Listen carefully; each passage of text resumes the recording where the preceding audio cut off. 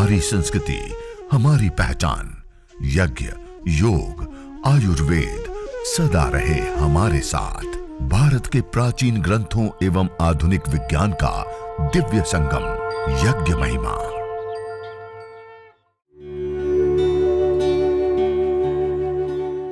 भारतीय संस्कृति में यज्ञ, योग एवं आयुर्वेद जैसी अमूल्य विद्याएं हैं, जिसका मूल है वेद। इतिहास की ओर दृष्टि डालें तो भगवान राम, भगवान कृष्ण से लेकर राजा महाराजाओं, ग्रामवासियों व अरण्यवासी ऋषियों की कुटियों तक नित्य व नैमित्तिक यज्ञों का प्रचलन देखने को मिलता है।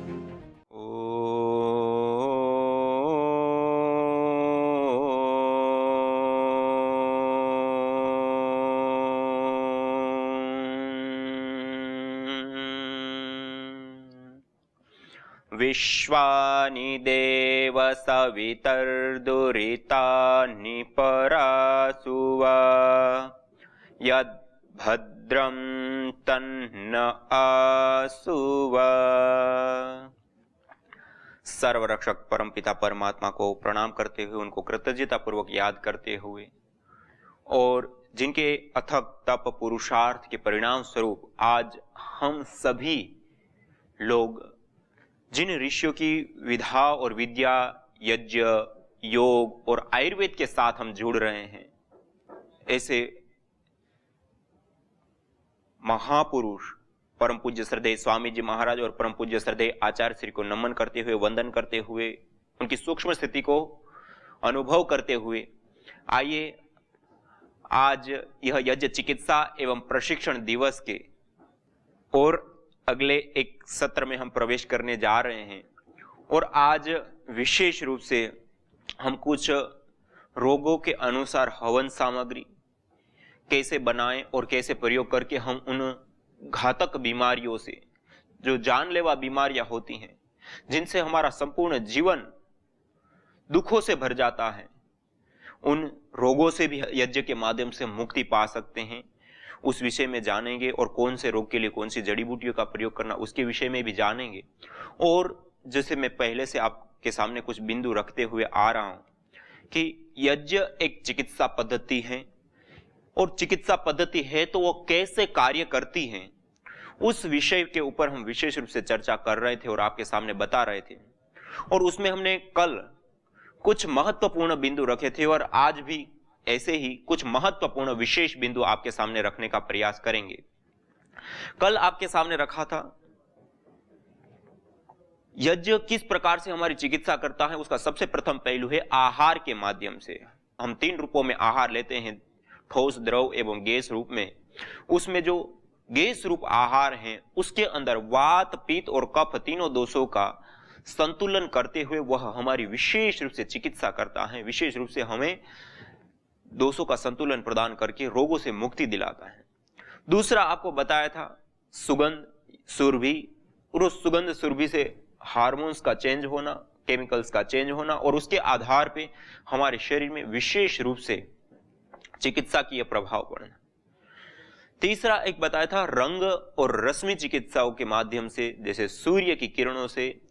रश्मियों से, जैसे हम अनेकों लाभ प्राप्त करते हैं और अलग अलग चिकित्सा पद्धति जैसे सूर्य चिकित्सा पद्धति में जाना जाता है, उसी प्रकार से रंग या रश्मियों के माध्यम से हमारी शरीर की चिकित्सा होती।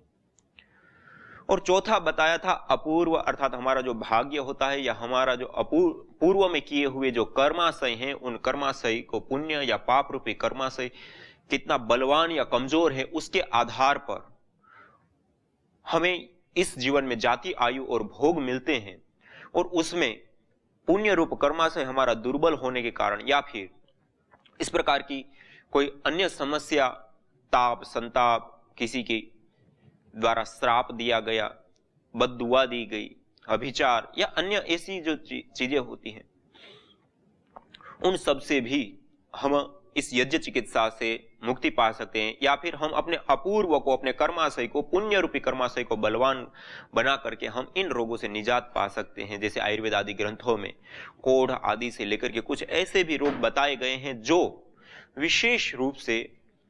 कुछ ऐसे रोग होते हैं जो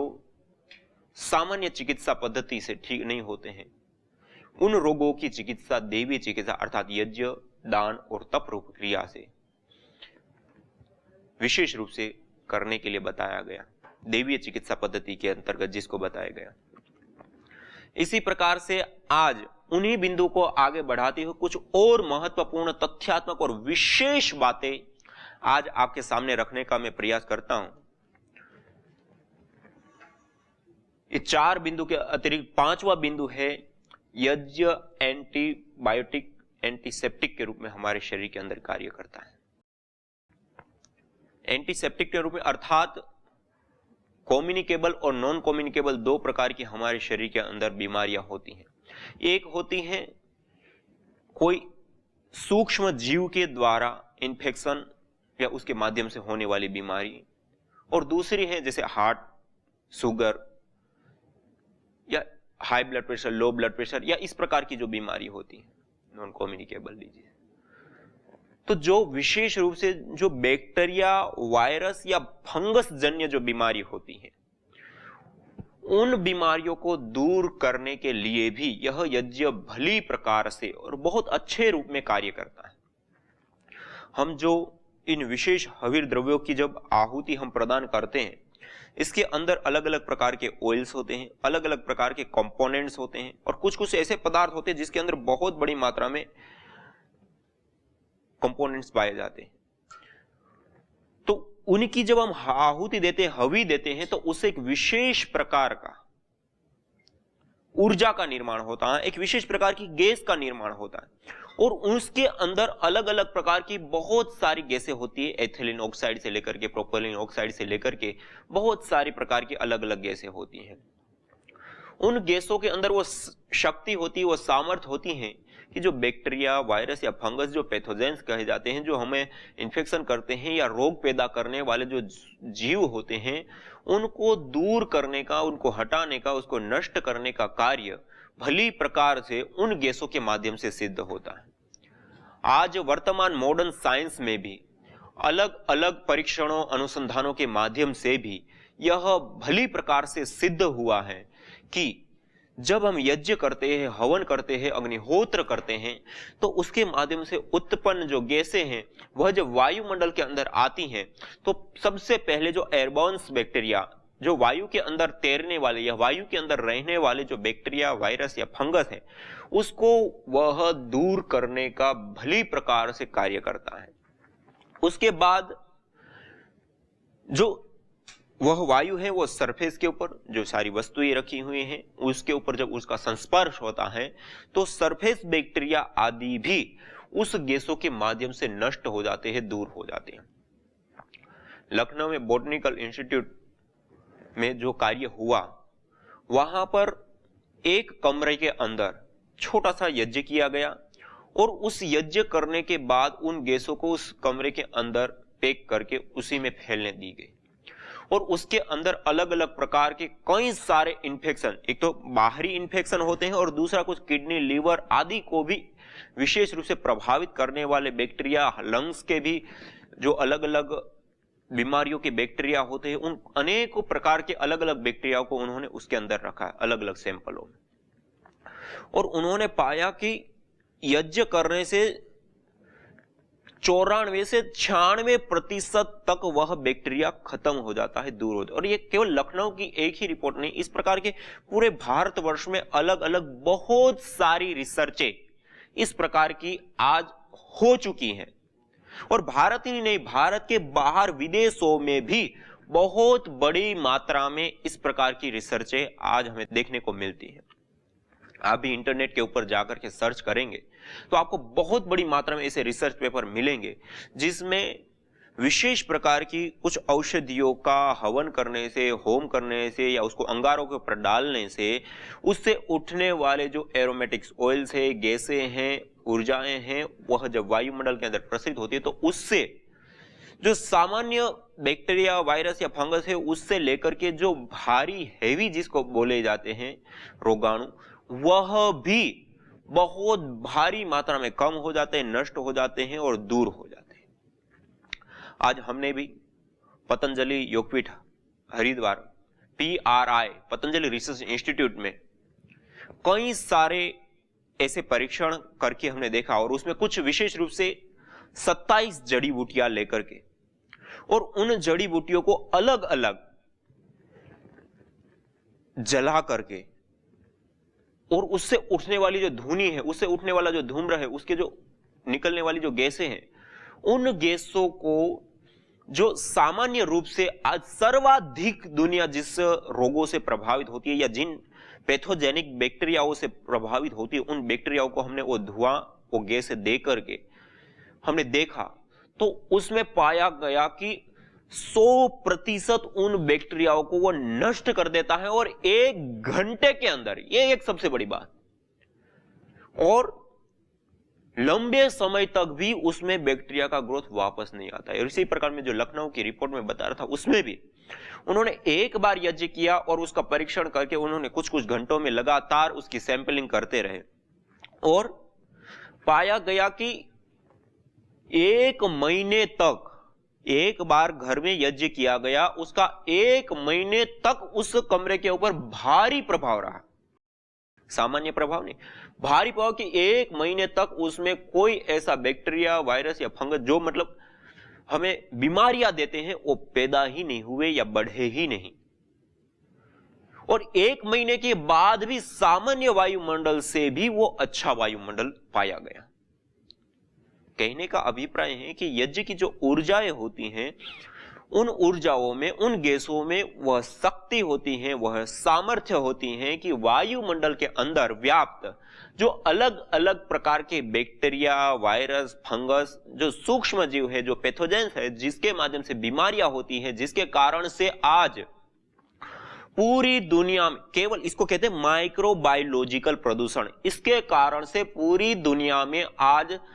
2 करोड़ के करीब लोग मौत के मुंह में समा जाते हैं। 2 करोड़, ये छोटा आंकड़ा नहीं है। और आज कितना हमारा चिकित्सा विज्ञान आगे बढ़ चुका है, कितनी हम आज सुख सुविधाएं, साबुन, शैम्पू से लेकर के सैनिटाइजर से लेकर के कितनी प्रकार की हम सुविधाएं और एडवांस में जा चुके हैं, उसके बावजूद आज पूरी दुनिया की ये हालात है कि बैक्टीरिया, वायरस या फंगस जन्य जो बीमारियां हैं, जिसके परिणाम स्वरूप 2 करोड़ लोग मौत के मुंह में समा जाते हैं। और उसके कारण जब बीमारियां हुई और उन बीमारियों होने के बाद जो दवाइयां ली जाती है, उसका यदि हम हिसाब लगाएं तो हजारों करोड़ में जाएगा। मानी एक बहुत बड़ा बाजार दवाइयों का केवल मात्र इन जीवाणुओं से लड़ने के लिए, इन जीवाणुओं से सुरक्षा करने के लिए हो रहा है। तो आप विचार कीजिए कितना बड़ा पूरी दुनिया का खर्चा और उसके बावजूद भी कितनी बड़ी जान माल की हानि। और केवल मात्र यदि हम अपनी ऋषियों की विधा और विद्या को अपने घर में इतना छोटा सा हवन कुंड, इतनी छोटी छोटी 4 संविधाएं, 20-25 ग्राम गाय का घृत और 10-20 ग्राम हवन सामग्री, इतना यदि हम इतना छोटा सा नुस्खा हमारे ऋषियों का दिया हुआ, हमारे ऋषियों की दी हुई यह विद्या, हमारे ऋषियों के माध्यम से दिया गया यह ज्ञान यदि हम अपने आचरण में ला दें, हम अपने घर में इतना छोटा सा यज्ञ करने लग जाए, तो हम 2 करोड़ लोगों को बचा सकते हैं। 2 करोड़। और इतना ही नहीं, हजारों करोड़ का जो व्यापार है दवाइयों का, उसको हम रोक सकते हैं केवल मात्र इस छोटे से नुस्खे को अपनाने से, केवल मात्र इतने छोटे से यज्ञ को अपना। इसलिए यह पारस मणि है, बहुत कीमती है, इसलिए इसको देवीय कर्म कहा गया, सामान्य कर्म नहीं है। इस यज्ञ को अपनाने से हमारे वायुमंडल के अंदर और सरफेस के ऊपर या अलग अलग डिजीज के जो बैक्टीरिया, वायरस आदि होते हैं वो नष्ट हो जाते हैं, दूर हो जाते हैं। और कई सारे अणु, टाइफाइड के बैक्टीरिया 2 घंटों के अंदर खत्म हो जाते हैं। इसी प्रकार से जो लंग से संबंधित विशेष रूप से इफेक्ट करने वाले जो बैक्टीरिया होता है, 1 घंटा, आधा घंटा, और कुछ ऐसे बैक्टीरिया जैसे निमोनिया आदि, कुछ ऐसी चीजें कही जाती,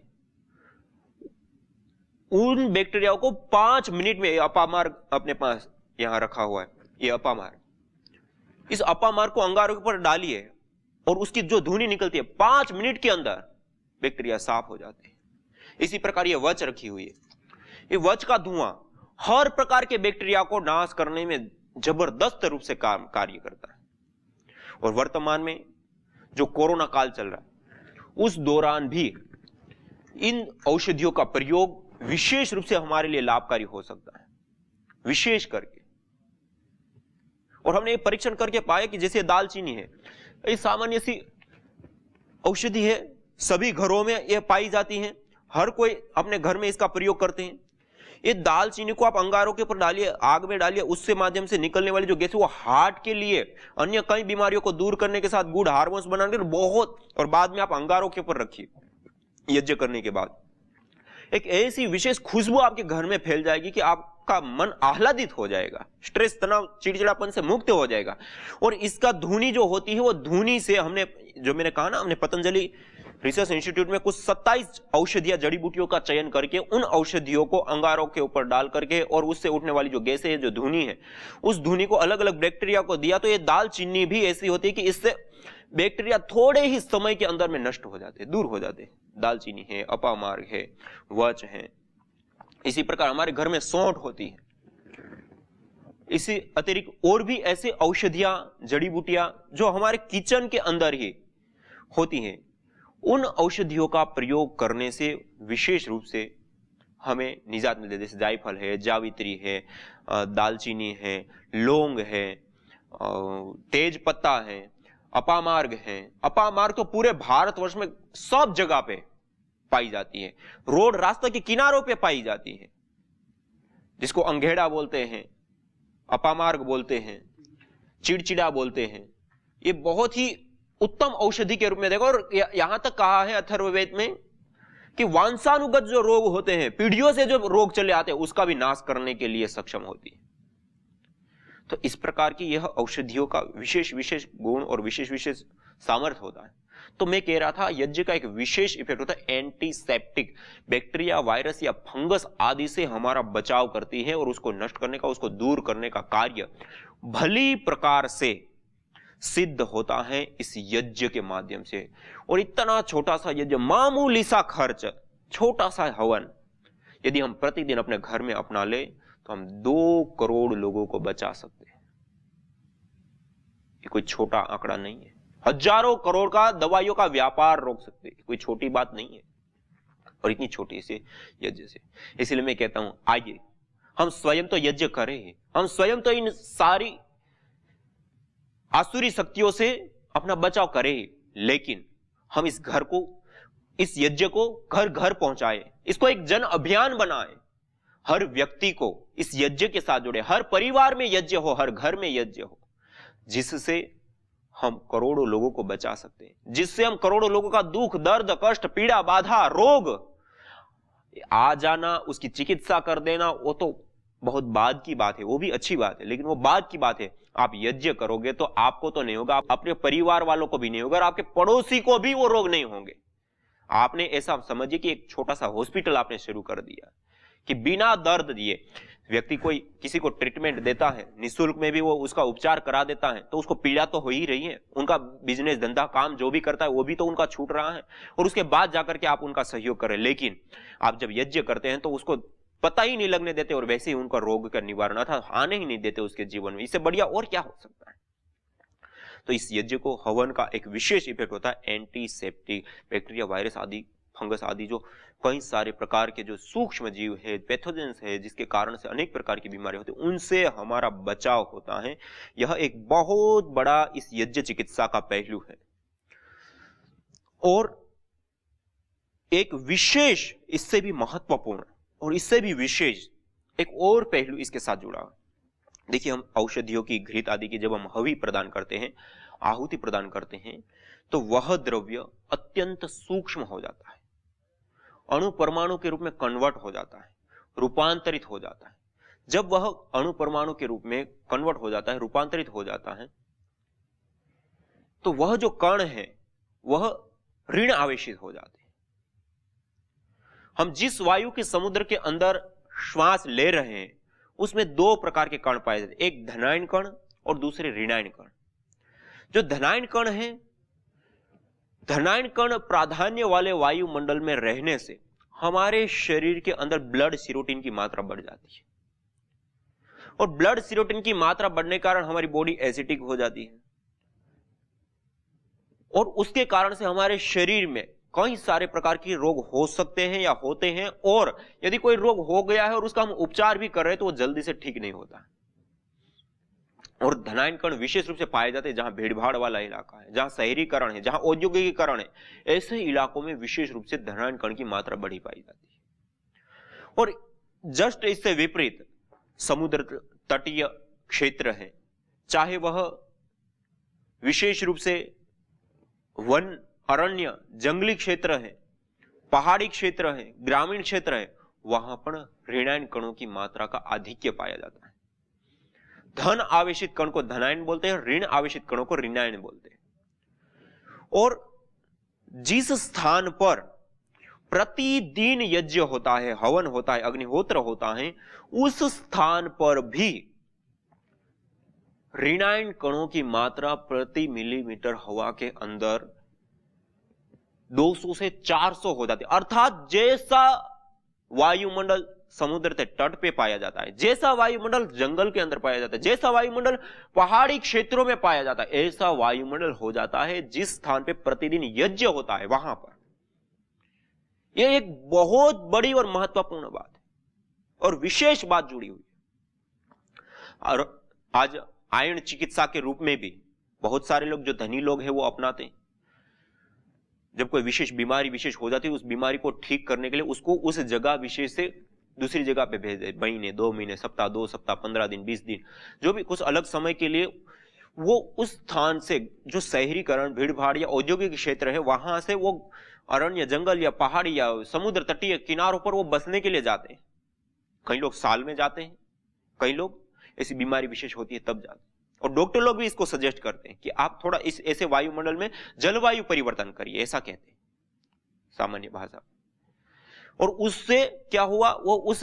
ऋणायन कण, ऋणायन प्राधान्य वायुमंडल में जब वो गए तो उसके शरीर के अंदर ब्लड सीरोटिन की मात्रा अपने आप घट गई, ब्लड सीरोटिन की मात्रा घट गई, एसिडिक बॉडी खत्म हो गई, तो उसके कारण से स्वाभाविक रूप से ही रोग दूर होने लगते हैं। और जो भी दवाई खाते वो भी कम दवाई और थोड़ी दवाई लेते भी बहुत प्रभावी रूप से वो कार्य करके उसको ठीक करती है। और शहर में जहां पे धनायन कण की मात्रा पाई जाती है, वहां रहते हुए भी वहां का जो वायुमंडल है, वह वायुमंडल के अंदर रहते हुए भी और सारी सुविधाएं चिकित्सा की उपलब्ध होते हुए भी वह रोग हमारा जल्दी से ठीक नहीं होता। क्यों? क्योंकि वहां पर हमारी ब्लड सीरोटिन की मात्रा बड़ी पाई जाती है और यहां पे ठीक हो जाती है। ये इसके साथ जुड़ा हुआ बहुत बड़ा पहलू। एक डॉक्टर अल्बर्ट कुर्जर, उन्होंने भी इस बात को सिद्ध किया कि जिस स्थान पे प्रतिदिन यज्ञ होता है, वहां 200 से 400 मिलीमीटर हवा के अंदर धनायन कण की मात्रा पाई जाती है। अर्थात हम जिस स्थान पे यज्ञ करते हैं, जिस घर में यज्ञ करते हैं, वह घर का वायुमंडल ऐसा बन जाता है जैसे हम जंगल में रह रहे हैं, जैसे हम समुद्र तट पे रह रहे हैं, जैसे हम पहाड़ी क्षेत्र में रह रहे हैं। इससे बढ़िया और क्या बात होगी कि आज पर्यावरण प्रदूषण का यह जो युग चल रहा है, आज पोल्यूशन सब जगह पर इतनी बड़ी मात्रा में बढ़ चुका है, और उसमें हमें ऐसा वायुमंडल हम जिस घर पे, जिस स्थान पे रहे, वहां पे हम बना सकते हैं और वहां पे हम रह सकते हैं और रोगों से निजात पा सकते हैं और आयन चिकित्सा को प्राप्त करते हैं। इससे बढ़िया और बात क्या हो सकती है? यह है यज्ञ चिकित्सा के साथ जुड़ा हुआ एक सबसे बड़ा महत्वपूर्ण पहलू, विशेष पहलू। यज्ञ अस्थमा से लेकर कैंसर जैसे जानलेवा रोगों से बचाने के साथ ही तनाव, अनिद्रा व अवसाद आदि मानसिक रोगों को दूर कर शांति व सौमनस्य प्रदान करता है। यज्ञ से विषैली गैसों में भारी मात्रा में कमी आती है व जानलेवा बैक्टीरिया, वायरस, फंगस आदि नष्ट होते हैं एवं रेडिएशन को भी कम करता है। यज्ञ भूमि की उर्वरा शक्ति एवं फसलों में एक्टिव कंपाउंड को बढ़ाता है तथा रोगों की रोकथाम भी करता है। यज्ञ कृषि से उत्पन्न अन्न, फल आदि उत्तम पोषक तत्वों से युक्त एवं स्वादिष्ट होते हैं। यज्ञ उत्तम वर्षा करने वाला तथा जलाशयों का शोधन करने वाला होता है। यज्ञ जड़ एवं चेतन दोनों में सात्विकता का संचार करता है। यज्ञ जहां भौतिक ऐश्वर्य एवं पुण्यों को प्रदान करता है, वहीं आध्यात्मिक जीवन में मानवीय चेतना का उत्कर्ष करके अतिमानस चेतना की ओर अग्रसर करता है। यज्ञ भारतीय संस्कृति की मुकुट मणि है, प्रतीक है, मूल है। मानव जीवन के हर पहलू के साथ यज्ञ जुड़ा हुआ है, चाहे वह संस्कार हो, चाहे पूजा पाठ या फिर पर्व से लेकर हर शुभ अशुभ अवसरों में भी यज्ञ करने की सार्वभौमिक, वैज्ञानिक एवं पंथ निरपेक्ष पावनी परंपरा रही है। आइए हम संकल्प लें, संसार के श्रेष्ठतम कर्म यज्ञ को अपनाएं। पिंड और ब्रह्मांड में संतुलन कायम करने वाले यज्ञ को अपने जीवन का अभिन्न अंग बनाएं एवं प्रकृति मां के प्रति अपने ऋणों को अदा करें। विश्व स्वास्थ्य का एक नारा, यज्ञ से होगा जग उजियारा।